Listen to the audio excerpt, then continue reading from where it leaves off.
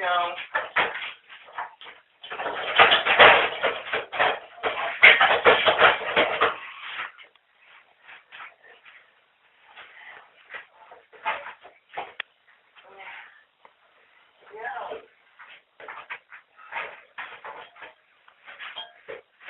So, hallo. Herzlich willkommen zu einer neuen Autotuning in Omas Garage. Ja. So, hallo. So, unser Thema heute: Mettelschalldämpfer, Schilling Autotuning und Sound. So, also. Neue Mettelschalldämpfer,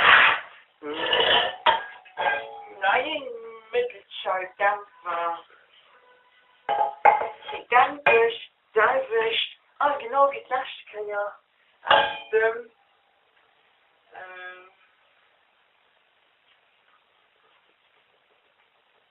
aus dem Areal von Facebook. Steht nur nicht drauf, mir alles.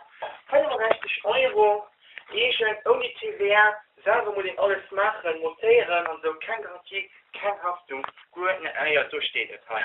Bei Autoparts, Facing. So.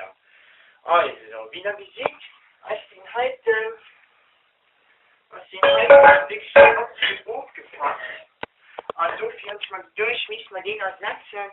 Wir seid ein bisschen demoliert, durch den Humor, das bisschen Spur verstellt, mir gut, wie gesagt, haut das jetzt, so geht es für den neu anzustellen, und dann ist absolut den Mega-Racing zu machen.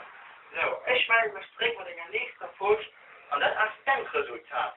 Merci, Nadine.